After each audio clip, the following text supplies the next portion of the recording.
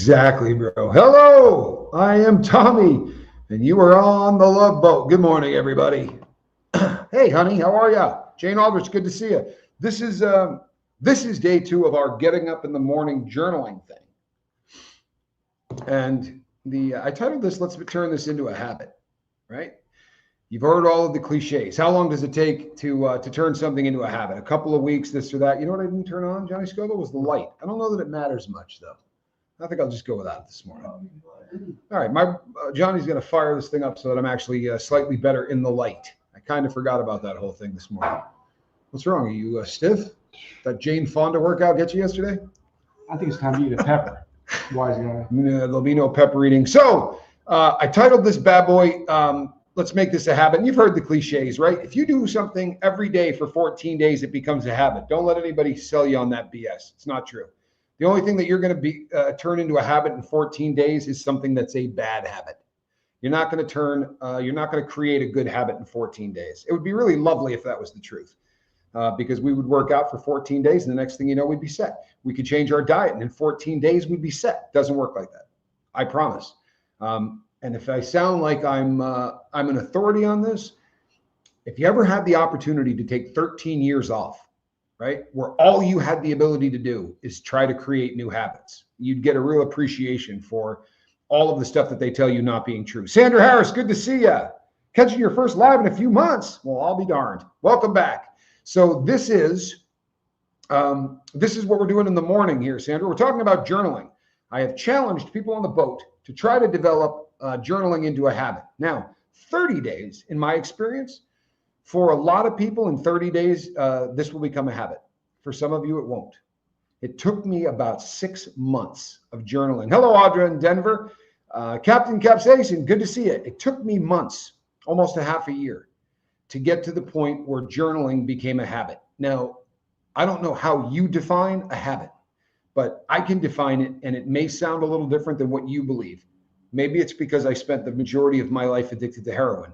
But a habit to me is something that I can't do without, right? And I can't do without journaling. Even when I was way off base and I wasn't doing things right, I was still journaling because it has become such a part of who I am and such a part of the routine of my life. So yesterday, if you missed it, was the first day that I challenged people. And in the morning, I said, here's what you're going to do. You're going to talk to the journal as if it's a friend, and you're going to tell them what you want to get out of journaling, because not everybody does it for the same reason. You would think that everybody does, but it's not that case. So yesterday I said, talk to the journal, tell it what you want. Why is it you're doing this? Now, we're into day 2, right? So I'm going to tell you a little bit of a journaling assignment so that we can keep this going. I'm prefacing all these for the first month with, I hope that this isn't the first time you're writing in the journal in the morning. Because the first time you write in the journal every morning should be before you get up and do anything.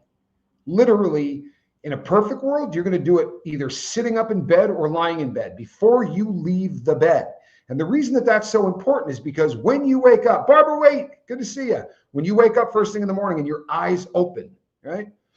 At that moment, the night shift just punched out. Your brain is now coming back online for the day shift. Your eyes open up. I promise you, you didn't schedule that perfectly. It would be great if when we open our eyes in the morning, whatever we were dreaming about, whatever we were working through is completely done. It's like your last dream ended. Everything is good. You're laying there. There's nothing going on. The night shift has done all of the work it was supposed to do to dig through your subconscious and help you cope with the things that the previous day you didn't have time to look at as they were happening. One of the examples I use all the time is a boss that gives you a bunch of crap, but it could be anything. Especially if you're kind of like me and you're one of those people that maybe didn't get a great base in life in terms of coping mechanisms. Because I can be a person who gets cut off in traffic and has that destroy a day for me.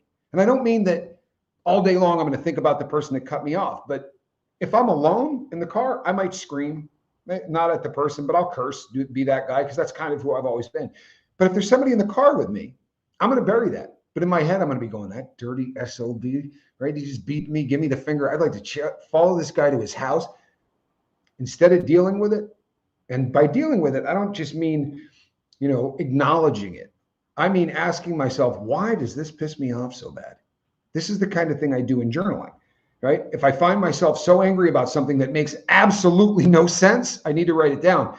We don't have a chance to do that during the day. More often than not, we don't. So we shove it in the closet. We pull the door shut. You can't imagine the experience of that closet door busting open and everything you've shoved in it for 35 years coming tumbling back out at you. God, I hope you can't. I did that. And my closet door was different than yours. My closet door was a vault, right? Like at a bank, one of those huge doors, 1.5 feet thick, that slams and then the wheel spins and the posts go in every direction to make sure that nothing can ever get in or out of that. Heroin does that because heroin removes, right, emotion. Heroin removes anger. It removes love. It removes all emotion from your body, right? It takes away pain, spiritual, physical, emotional, right? So I had this vault door full of stupid things, right, that I had shoved in there. And I had to cope with them over the course of a long period of time. And maybe that's why the journaling process took me so long to catch a habit, so to speak. But in the morning when you wake up, because chances are the night shift wasn't actually done with you quite yet, right? There was still stuff that you needed to work on. So what happens is we start our day a little off kilter. And we've all had that feeling where you wake up in the morning and you have brain fog. You ever heard people talk about that? Brain fog?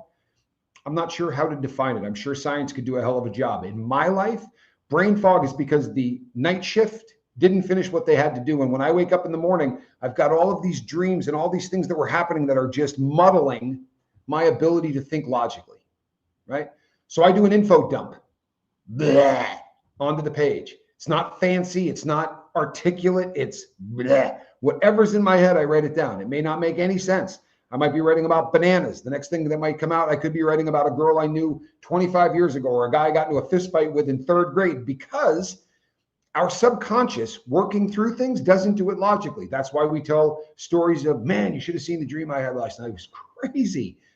I had a dream that I was doing the lifeboat, and I was doing it in the living room that I live in, right, in South America. But I was actually in Tucson because there was a cactus outside the window. And the cat was sitting in the basket, except it wasn't squirrel. It was a cat I had in Vermont, right, in 1980. And all of the, what's going on? Your brain is using all of the tools that it has at its disposal to help you work through things you weren't capable of working through while you were awake.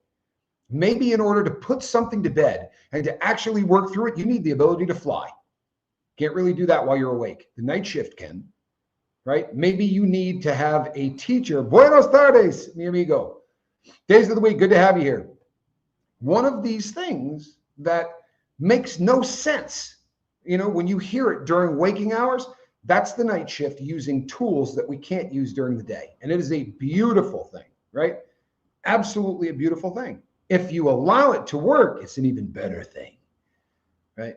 And by that, I mean, I got to South America. I've been journaling a really long time. A really, really long time.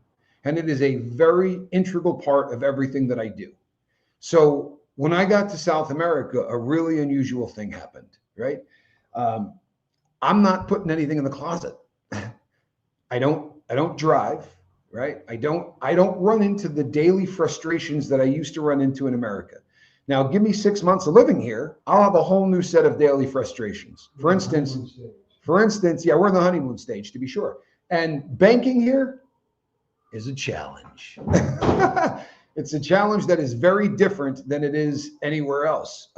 If you're going to the bank, you need to schedule about 30 minutes a day at a minimum. Jeremy Shelton says the Bee Gees are mentioned in a medieval journal. It's called The Nevermind. Oh, you are too funny, man. You really are too funny. The Bee Gees are fantastic, and everyone knows it. What if you wake up brain dead? You do wake up brain dead. One of the reasons, Audra, that you wake up brain dead is because of exactly what I'm talking about. You say brain dead. The next person says brain fog. The other person says fuzzy, inability to concentrate, not quite right, whatever you want to call it. What happened is the night shift didn't finish what they were doing. Now that I'm here, I feel so safe. I really do. I feel incredibly safe. Now that I'm here and I'm not shoving anything into my closet, right? I'm not shoving unresolved issues into the closet. So You don't dream anymore? There's nothing that doesn't work like that. What ends up happening is you dig deeper into the closet. All of the things that you normally would be dealing with because you shoved them in there yesterday, if that's not there, it'll look for things that are older than that. And it's amazing because now I'm working through things that I didn't know I needed to work through. I have had more epiphanies in my life since moving to South America than I've had in the previous decade. And so many of these epiphanies have to do with things from my past that I'm wrestling with and dealing with and coping with for the first time. The difference is that it is a beautiful feeling this time. Instead of being, these monsters from my past that are terrifying, these are things that as I work through them, I go, good God, right? That's put to bed. That's been jacking with me for 44 years, right? That's been jacking with me for 37 years, whatever the case may be. It's a beautiful thing when you get to the point where your days are so content that you're not really putting a lot of unresolved crap into the closet every day. It also helps if you carry a journal, right? I know people that are religious about this. So if a boss at work puts them on blast and treats them like crap, like the example I always give, Scoville, you idiot, you said you were going to do this, this, and this. Why didn't you do it? The whole room's listening to it. And you want to throw him off the balcony. You want to twist his head off like a bottle cap. You can't do those things. You might be able to do them in your dream, but you can't do them in real life. And instead of going into his office and sitting down and saying, hey, you know what? Dressing me down in front of people, number one, it's not effective. It's going to put me into a headspace. We don't do that either. It's not what we do as humans. So instead of dealing with it in a very healthy way, we shove it in the closet. I hate that SOB. And you get back to work. And then somebody comes over and goes, whoo, he tore you up, and walks away laughing. And you're pissed at that person. You don't deal with that. You shove it in the closet. You understand what I'm saying? If you're somebody that carries that with you, you sit down and you start writing and journaling with the things as they come up. If you start to deal with issues as they come up, it's amazing how much different your life will be. Because now when you dream, and now when you're going through things in your subconscious, it'll start getting all the way back to your childhood, all the way back to the things in your life that really, really screwed you up. Salinas is exceptional. Quito and Guayaquil to see the almost extinct condor dining in the Andes Mountains. I look forward to seeing Quito. It's the one of the oldest cities in all of South America. One of the oldest cities really in the world. It's absolutely gorgeous. I've seen tons of it in books. When I was incarcerated and I was studying Ecuador because I wanted to eventually move here, I did a lot more reading about Quito than I did about anywhere else. At the time, I was very interested in Guayaquil. Things change over time. I wouldn't want to live in Guayaquil these days, which is fine. But Salinas is perfect. I mean, for me, it really is. This is the place that I've never felt more at home, which is really kind of crazy because there is a language barrier. Although I spent a lot of time in federal prison, and there are a lot of Spanish-speaking people in federal prison. This happens to be the most spoken language on planet Earth. Not sure if you guys knew that, but that is a fact. So I comprehend a hell of a lot more than I can speak. So when we're in cab rides and we're wherever, Johnny's got a translator, and very often he'll do the speaking, but I will say, that guy just said this, this, and this. I comprehend a lot more than I can speak. That's something that I am working on. But this is your day 2. So what happens now? Yesterday, you told the journal exactly what you wanted to get out of it. Now what you do. As I said, that info dump in the morning doesn't need to make any sense, but it's the first thing you're going to do. It's before you make your coffee. It's before you do anything. The only bad thing about keto is they ran out of bread. But not a bad one. Not a bad one. And it didn't even pick on the Bee Gees. Pretty rare for Shelton's type of humor, brand of humor. Now, what do you do after that? So in the morning for me, the journal becomes like the info dump is to clear out whatever happened the night before. I don't want my subconscious, right, walking through my day, right? I don't want my subconscious hangover to rule my day. When the day shift comes on, I want to be bright-eyed, bushy-tailed, and ready to go. So I do the info dump when I'm in bed. Then I come out here, I do breakfast with Johnny Scoville. I sit down at the table and we bust out our journals. And both of us start to write in it. I'm going to write down what I want to do during the day. And you know what? When I was in prison, it was really easy to actually schedule out every single thing you were going to do because there's not a lot that can come into the picture that is going to screw with me. Thank you, Captain Capsaicin, and we really are considerably happier. This is kind of the place to be for happiness, man. And happiness is definitely half the battle. It's one of the reasons that this journaling thing is so damn important. For real. It has delivered to me. It has delivered to me more happiness than any chemical ever has. And I spent a lot of time being a chemical waste dump, right? I talk a lot about being addicted to heroin. I did everything. Heroin was what I had to do to get up every day. Heroin is what I had to do to not be sick. It was my baseline, right? So you have to eat, you have to sleep. Well, I had to do heroin. It was literally that much a part of my life. It was bigger than sleep. It was bigger than eating. It was bigger than God. It was bigger than love. It was bigger than anything. But I did other stuff as a recreational. I know it's not a great term. I don't love it much, but more recreationally. I would do speed because it would give me the opportunity to get more stuff done. To me, everything else was a tool and heroin was life. Had to do that.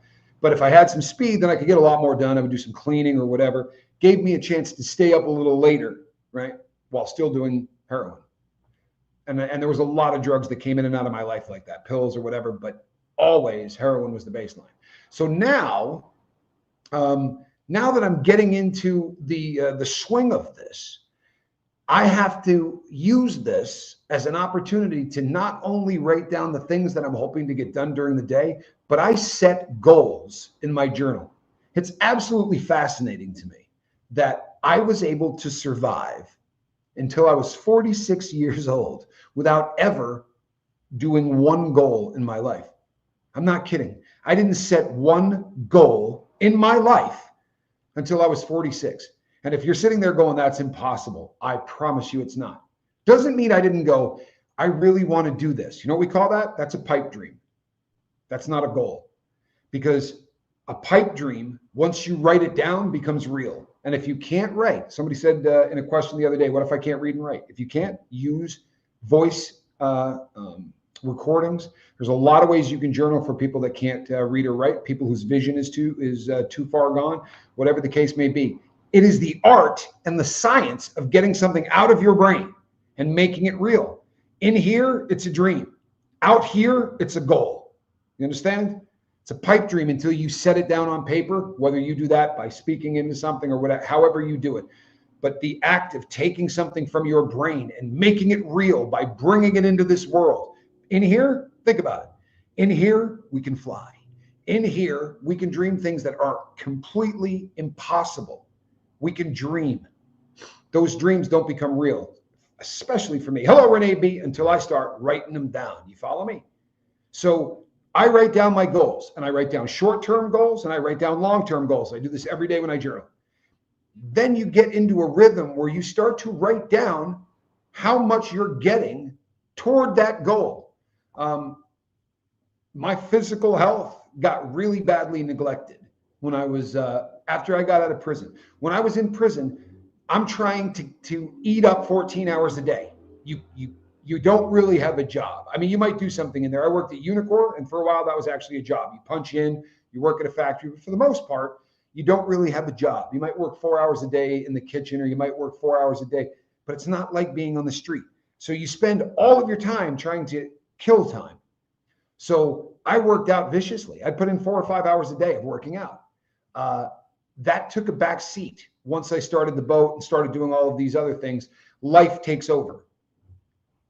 Do I think handwriting is more cathartic than typing? Here's the thing. It's so important for me, not for you, not for you, not for you. For me, the handwriting part is essential because one of the reasons I ended up a dope fiend in the first place was my ability to write, my ability to be able to do what I watched everybody else around me do easily made me feel less than, wildly less than. And I probably needed some very serious special education, which I didn't get. And I didn't get it for a whole host of reasons that I worked through this journaling process. And the epiphanies in my life came from this journaling process. I didn't know why I got high. I didn't. I used to sit in therapy sessions and they would say, well, there's something that you're doing. This doing drugs fulfills something. And I'd go, no, it doesn't. I did this because it felt good. And the next thing you know, I had a habit.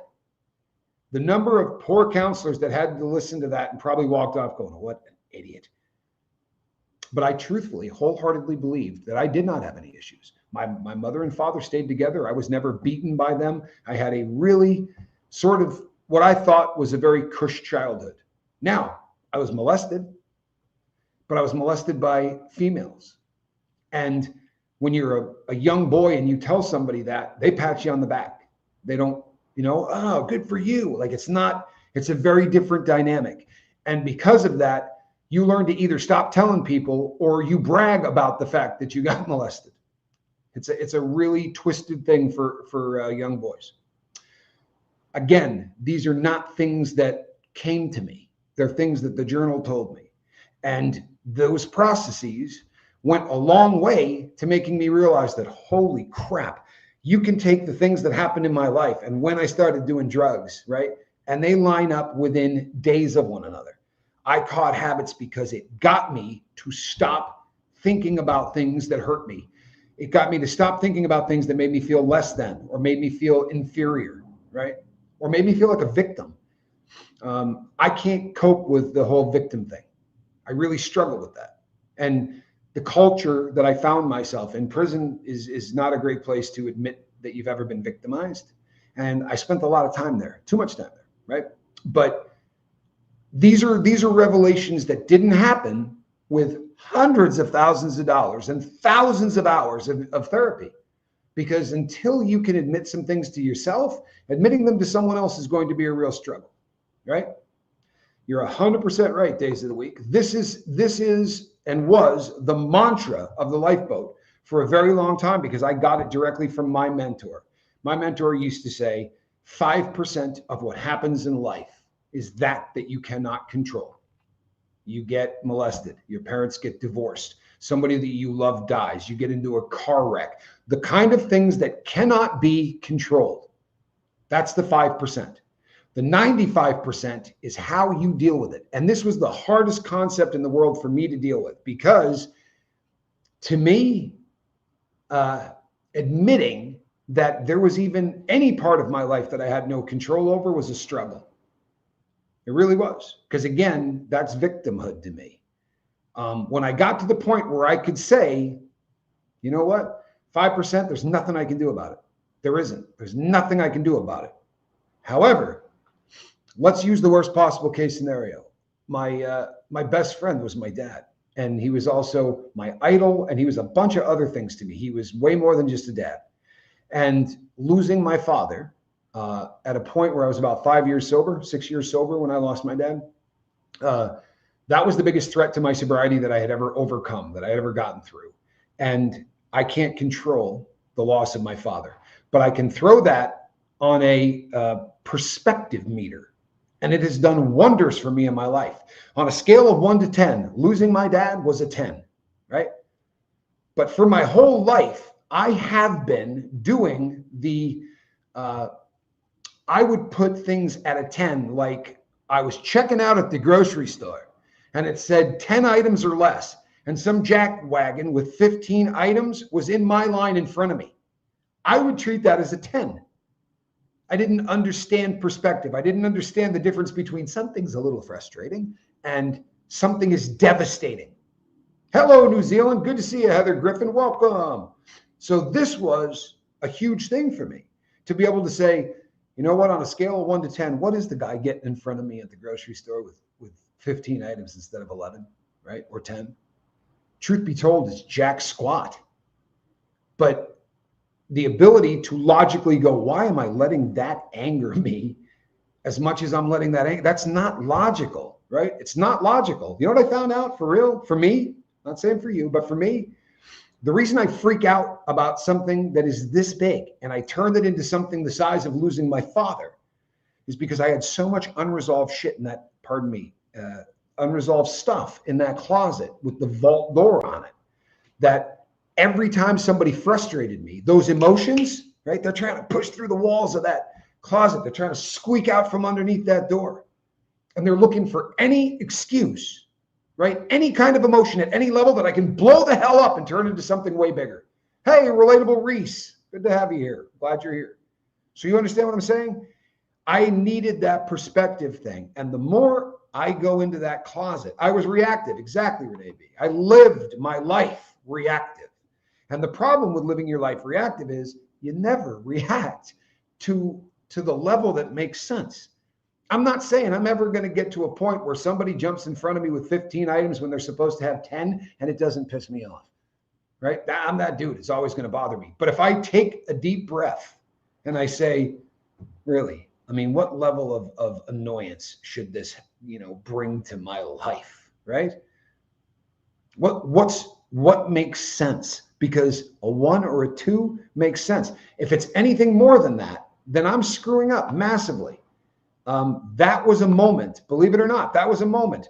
Same with me when my mom died 19 years ago, a pain that doesn't go away easily, but you find ways to cope. Friends, family, and church, it's my support.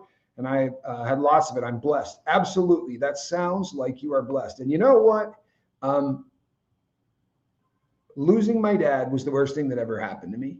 And at the same time, it was the best thing that ever happened to me. For real. One of the reasons it was the best thing that ever happened to me was I spent almost a decade praying every single day that my dad was not going to die when I was in prison. And I don't know if I could have lived with it. Thank God, I don't know, because it didn't happen. But he was on death's doorstep so many times while I was in there. I called home once and they said he had a stroke. I mean, he's not dead, but he's never going to be able to speak to you again. So they told me he's not there anymore. And I called back the next day to talk to my mom, and she went, hold on a second, and put my father on the phone. And he talked to me the way I'm talking to you now. And I'm telling you, like, they don't want to tell you things in prison that you can't cope with.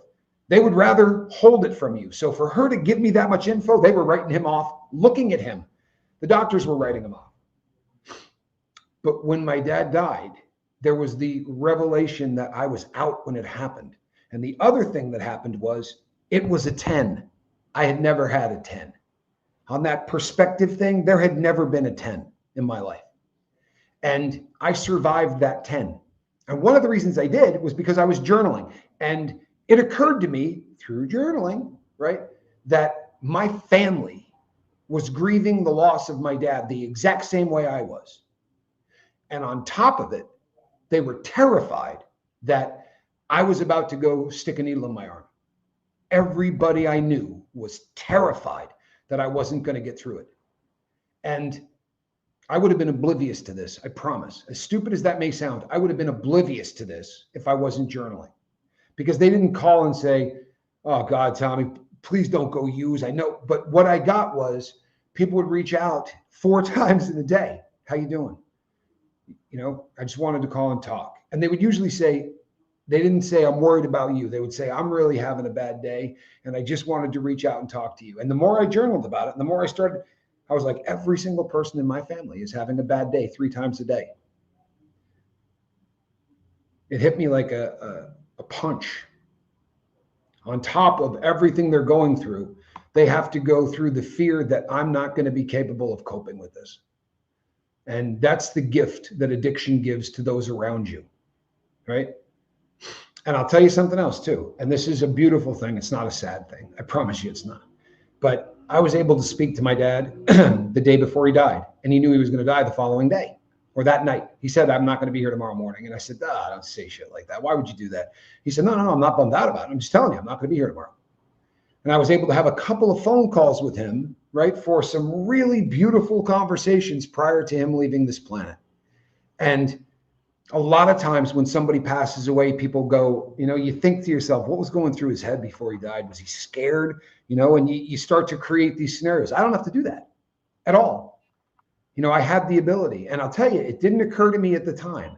But I remember saying to him, how do you know you're going to die? Like that. And he said, because I've been dying for a couple of years. And I said, yeah, but he said, and I'm not fighting it tonight. My dad literally fought to keep alive. And I don't know how to explain that because I'm not there. But that's what he did. And I said to him, and you're just done fighting? And he said, I'm at peace. And one of the things that made him at peace, I said to him, I want you to know I'm never going to stick a needle in my arm ever again. And he said to me, if I didn't believe that, I wouldn't be at peace. And I said, you know, I had said that so many times and then gone and relapsed and done my thing. And I just so many times. And I said, Dad, I really mean it. He said, I know. He said, there's not a doubt in my mind that this time you're never going to do it again. That was a thing that took a lot of journaling. But my dad was at peace with the fact that his death wasn't going to send me to a spoon, right? I think that for a long time, his fear was that as soon as he died, I was going to jump into a spoon, you know, cook up some brown liquid and inject it into my veins. And the peace that was over made it easy for him to say, this is it, you know? And the fact that he walked out of this planet into the next one completely at peace has allowed me to live a life that I never would have been able to live if that didn't happen. So it's awful, but I got through a 10. I got through a 10. So going through an airport with a cat that is just not wanting to be in a cat carrier anymore. I mean, those two animals made it 26 hours in cat carriers. Just incredible animals that had to be scared shitless a bunch of different times, but we were able to get them onto planes and get them off of planes. And when people weren't looking, we'd zip that bag open and get our hands in there. And, you know, I'd scratch your behind the ear and say, squirrel, this is almost over. And I know you're angry at me, but this is going to be a good thing, I promise. Good morning, all. Love to all, coming from NF. I'm not sure what that's. Tommy, you should show us your new place. You know what? I would love to, but I'm not going to. I will show you a lot around Salinas, but my home, I've shown people the view of it. We live in a world, unfortunately, and it is what it is. I'm not lamenting, I promise you. I'm not wringing my hands. But in the past, I have allowed an amount of access to me that wasn't healthy. And I felt for some reason that I owed it to the people that watched. And I'm not busting on you, by the way, because it's really a logical thing to say. But these days, there's no chance of me not thinking about these things prior to doing it. Lumen, good to see you. Tony's Hooter, what's happening? Renee B., you are going to be there to help your son. I promise you.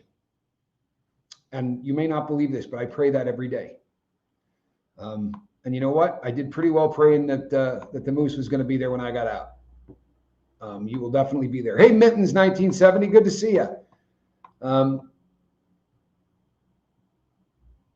You know what? We are having a great time here, Captain Capsaicin. We really are. This has really been a dream. Audra in Denver says, "Oh, Tommy, my dad died in my arms. Took me 2 years to feel almost normal." Wow, good Lord, what a gift, though. I mean, difficult as hell, but what a gift. You know, I'm so glad I got to speak to him. And I got to speak to him twice. And the reason I got to speak to him twice is because the first phone call wasn't as nice as the second one. It wasn't cruel. It was nothing like that. But it just wasn't how I wanted it to end. And I called back and said, you know what? We can do better than that. And then we spent about an hour on the phone. And that's when he really, you know, really sort of opened up. And he didn't say, I'm not worried about you anymore, so I'm not going to keep fighting this. I'm just going to go tonight. But that's exactly what he said. I mean, not in those words. But, you know, when I said, I promise you, he said, nope, not a doubt in my mind. For the first time ever, there's not a doubt in my mind you're never going to stick a needle in your arm again.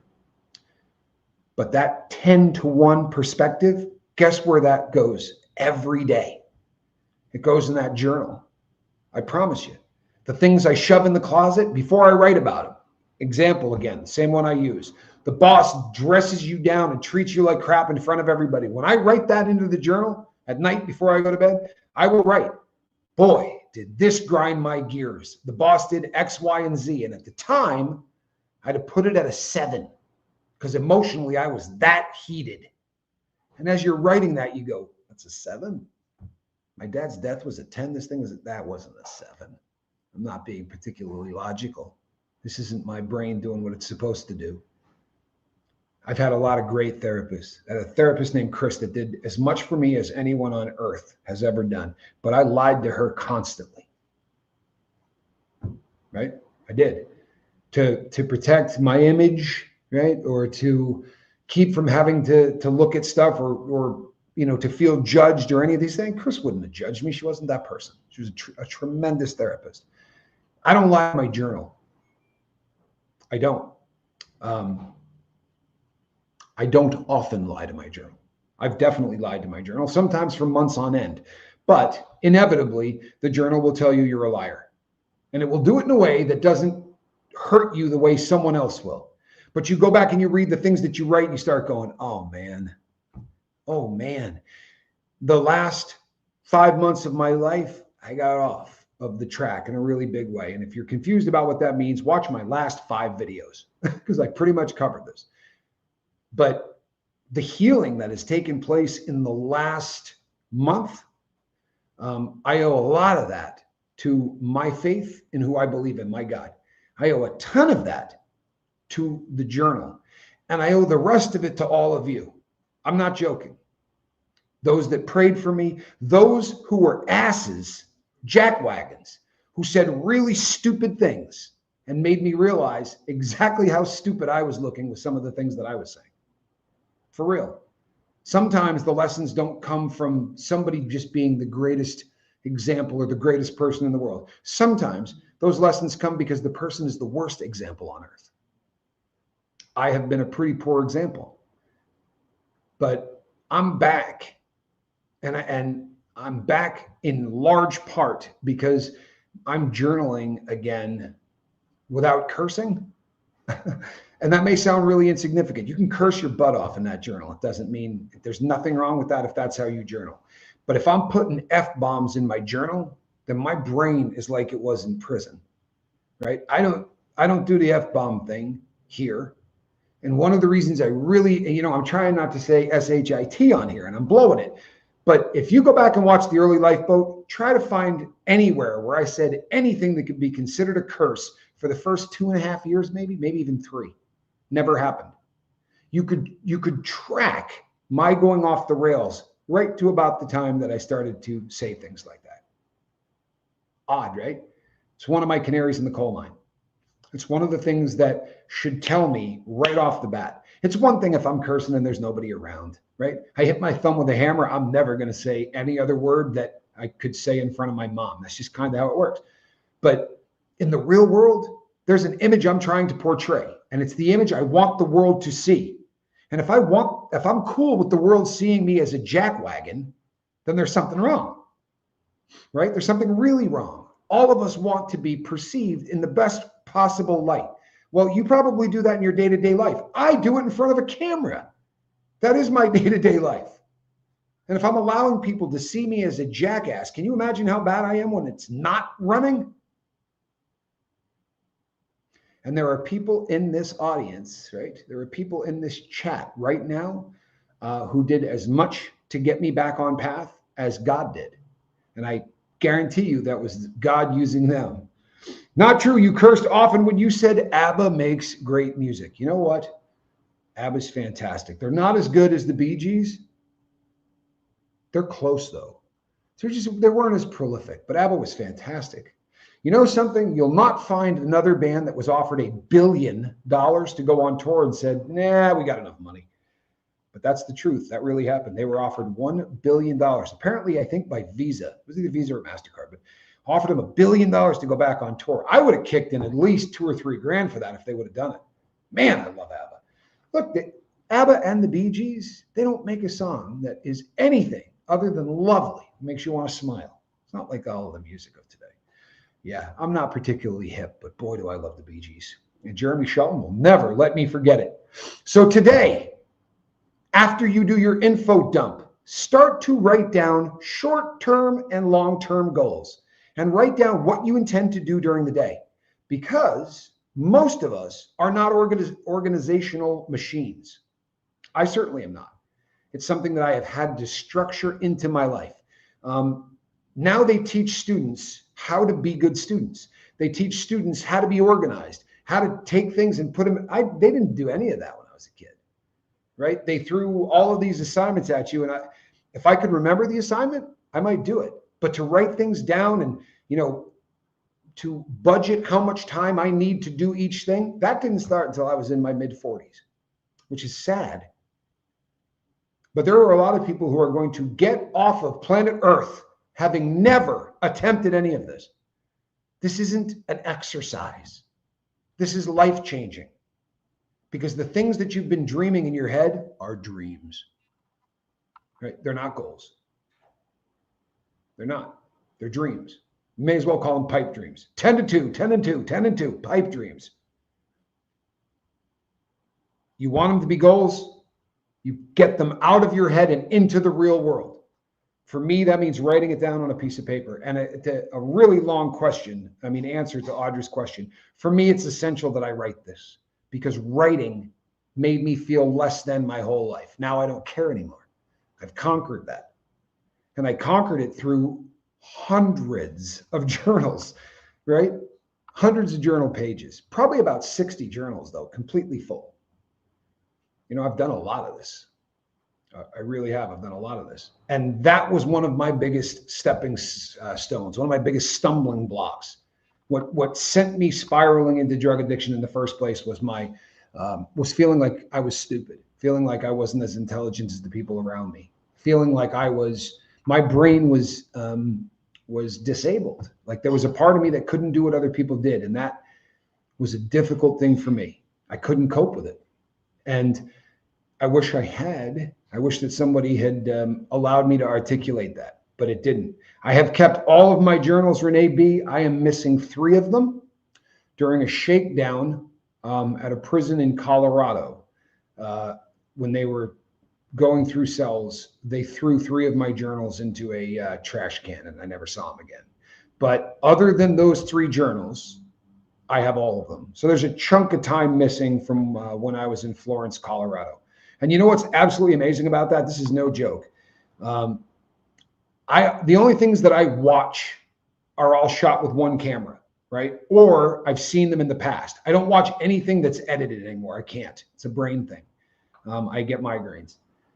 If my brain tries to assemble really short clips into something, I can't do it without getting a headache, unless by some chance I have seen it in the past. So if I watch the movie Tommy Boy, I know exactly what's going to happen. My brain doesn't have to try to assemble this and put it into something, that I can understand. But if it's a brand new movie, I don't have a chance of that. So what I usually watch instead is stuff like true crime, interrogations, things like that, because they're shot with one camera.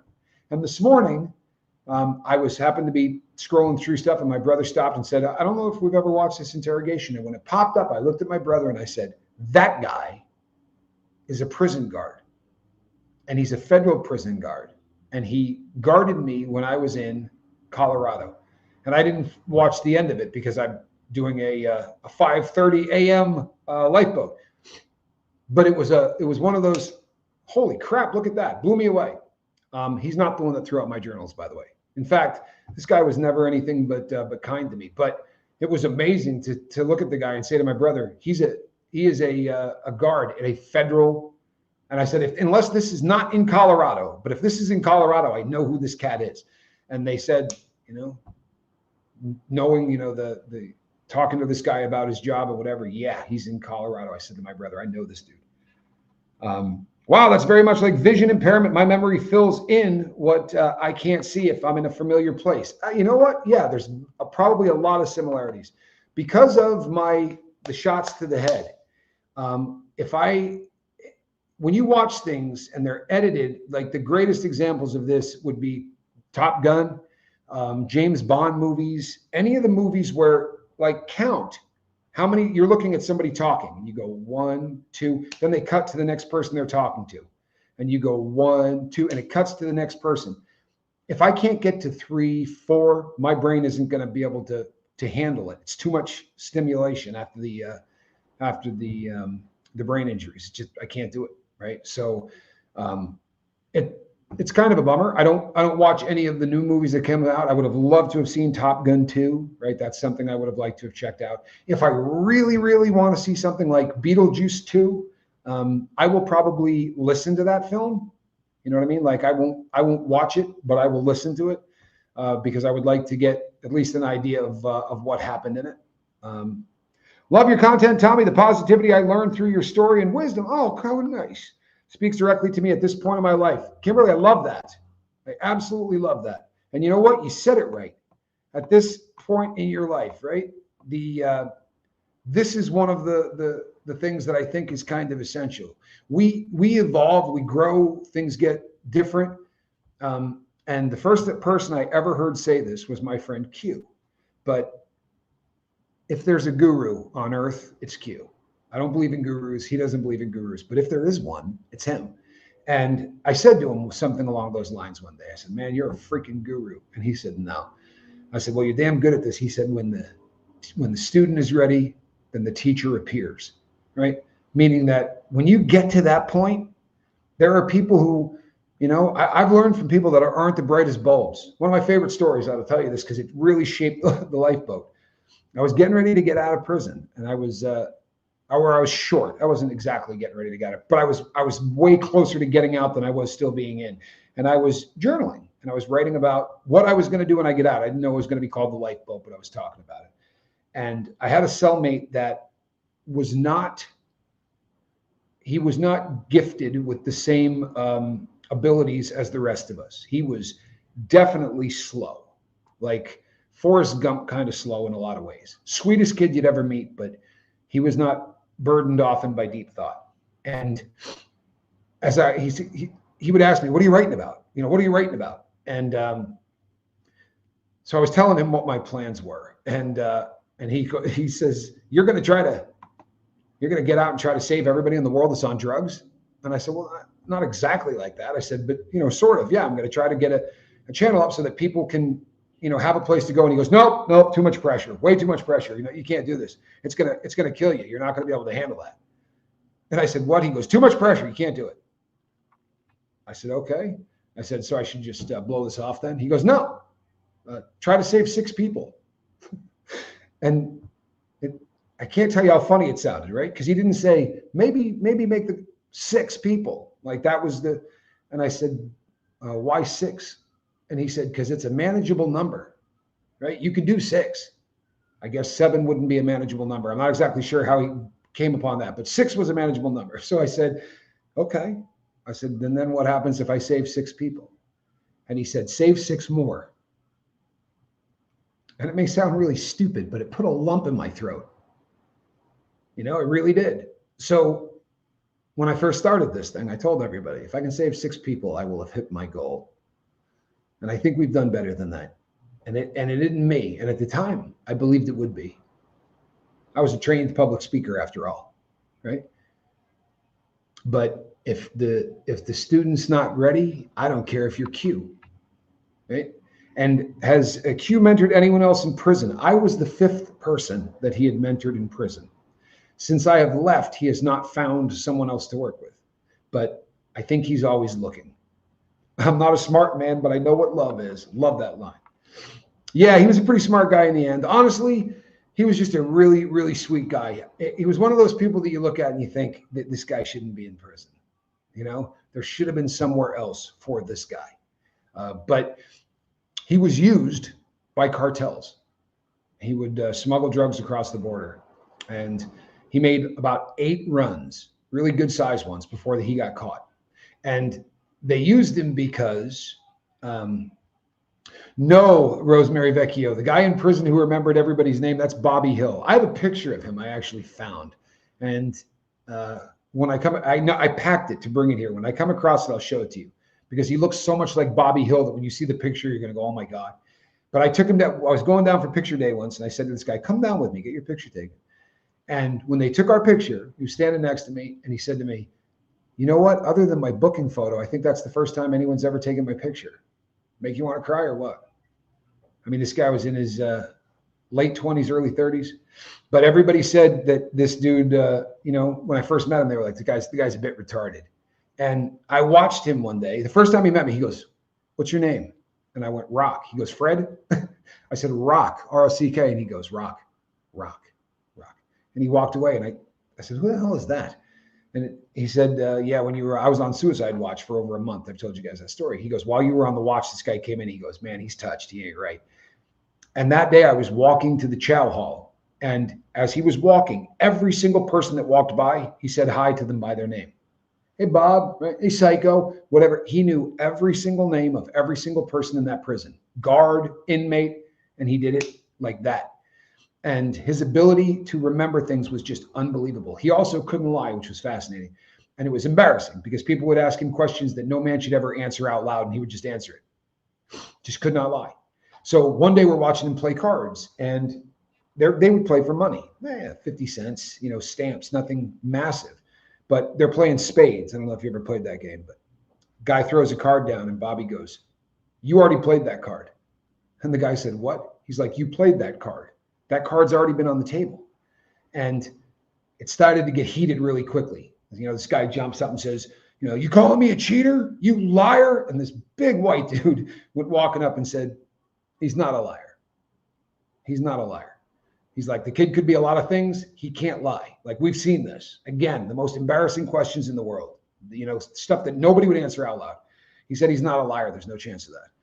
And I said, "And if he said you played a card, you played a card." One day I took him into my cell, no joke, with a deck of cards, and I went like this. And I have a memory, especially when I was younger, like no one's alive. But with Bobby, you could take a deck of cards and put them up like this and show him each card and then start and go, "All right, tell me what you saw." And he'll take you through 52 of them. And if I had had more decks of cards, I would have loved to have seen how many he could do, but he was unbelievable in his ability to see and retain things. I mean, gifted. But he called the White House and told them that he intended to take out the president, who at the time was Barack Obama. And he also, not racist, by the way. In fact, the reason that he wanted to kill Barack Obama was because of the wall that Trump said he was going to build. That made him very, very angry. So he was threatening Obama and Trump in the same phone call. And he got 4.5 years in prison for saying he intended to kill the both of them. Yes, Hank Hill's son. Looked remarkably like Hank Hill's son. He really did. I think he may have been lying. Clearly, he said to believe. Great reference, man. If you guys don't know that reference, then you really should watch The Princess Bride because it's such a fantastic film. Good to have you back, Shelton. I've missed your references. So Renee B., I would imagine that he will find somebody else unless we get lucky. And I believe we're going to get lucky. I believe he's going to walk out of prison. Now, there are days that I don't feel like that because it's one of those things that, it comes and goes. But right now, I really feel like at this time next year, he's going to be a free man by this time next year. I believe that. I believe there's a chance he might see Christmas on the street this year. That is my hope. The beautiful thing is this. If they take him back for resentencing, he's free. If this had not been picked up by the feds, which is kind of part of the argument, if this had not been picked up by the feds, he's already done enough time. They could not have given him this much time in the state. Wouldn't have been possible. So the feds chose to pick this up. If they didn't, he would have been out 4 or 5 years ago. So if they agree and say, yes, you're right, they should resentence him, they're going to give him just enough time to get back to the prison, pack his stuff. They probably will give him 24 hours, and then they'll throw him out. And the beautiful thing is he's been working at Unicor for a really long time. He has 6 figures in a trading account. He has a savings account. He has built a huge amount of money. And I said to him once, you were planning this entire time for what was going to happen when you got out. And he said, no, it just didn't make any sense to me to try to see how much money I could spend on commissary. So he learned how to trade stocks and he learned how to do other things. And he's a fascinating individual. I'm really hoping that someday he chooses to come on here and allow me to do an interview with him. He has said to me, I have no desire to be seen by anybody on YouTube. Because I said to him, we'll get you a channel. He's like, oh, no, there's no way I would want to do that. I said, okay.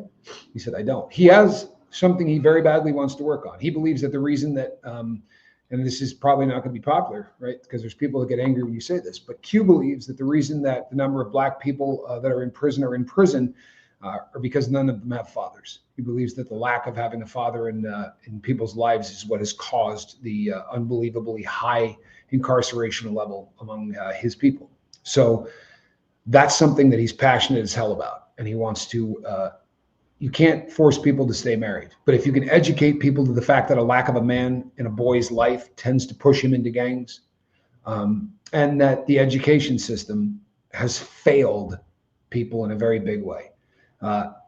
Q said to me once, this isn't going to be popular either, but we'll keep it real. Sorry, that camera doesn't want to work well today. There we go. Can we focus? There you go. This isn't going to make anybody happy either. But he said to me once, have you ever noticed I don't sound like everybody else around here with the same skin color? And I said, you guys talk a little different. And he said, do you know why that is? And I said, because you've educated the hell out of yourself and you try to speak with a very different kind of addiction. And he said, no. He said, because when you're a kid, there are certain letters and sounds that your parents have to teach you, or a teacher does, right? Like the TH sound, right? Like to say Smith, you have to put your tongue on your teeth. And he said, nobody ever taught me that. So I said, Smith. He said, until he got to prison and started to listen to other people speak. And then he taught himself, right, how to speak properly, bought books on it and everything else. And he said, and I spoke like this for years with everything that he did, having the unbelievable, taking the time. He said, and I looked like an idiot. Now for him, it's second nature. But he had to do that as an adult. That's a system that failed, right? That's not him. And the fact that I love his mom, God bless her, but she didn't know who his dad was, right? Mindy, and I've had conversations, people, I'm not doing this out of pocket. But Mindy was a drug addict and a prostitute and did not know who Q's dad was. So he didn't get the greatest start in life. So he sought out male role models. And the male role models that he sought out were gang members. And they sent him on missions because if you're young and you go get caught doing something, that you don't do the same amount of time. That's the argument that they say to the guys. We're sending a youngster because if he gets in trouble for this, he's not going to be in the same amount of trouble. That's not the truth. It's not. They don't care about those kids at all. They're crash test dummies, right? And they're not as likely to turn down an assignment because they want so badly for that validation from the male figure in their life. But say some prayers for my friend. I truthfully believe that he may see Christmas free for the first time in 34 years, maybe 35. You have to admire the heck out of anyone who fights against being willfully ignorant. And here's the thing, Barbara, he said, the funniest part of this is, he said that his friends say to him, you talk like a white guy. He said, and they use it as an insult. Which he said, it's amazing the world that how the world takes shape. But people will say the system is racist, and it is. Make no mistake. The number of chances I got for being a thief are 10 times the number of chances that he would have got. It's just the truth. Some of that too is I was articulate as hell. If I had to write to the judge, I probably would have gone to prison on the second time around. But I could get up and make a hell of a speech about how I was going to change my life and all of that crap. But it was a very, very racist system.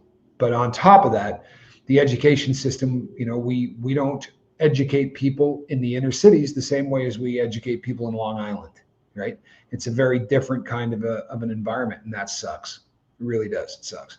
But maybe someday that will get fixed. I know this guy that wants to get out and make a bunch of changes. And if he does, I'm perfectly convinced this man could at least change a country, if not the entire world. He sure as hell changed me. Today, write down in that journal, put some short-term goals, put some long-term goals. Then each day you can go back and talk about how far you've gotten toward your goal, the short terms, the long terms, and write down what you plan to do today. It's amazing how much more you will get done in a day if you take the time to write what you want to get done, right? All of a sudden, there's a roadmap.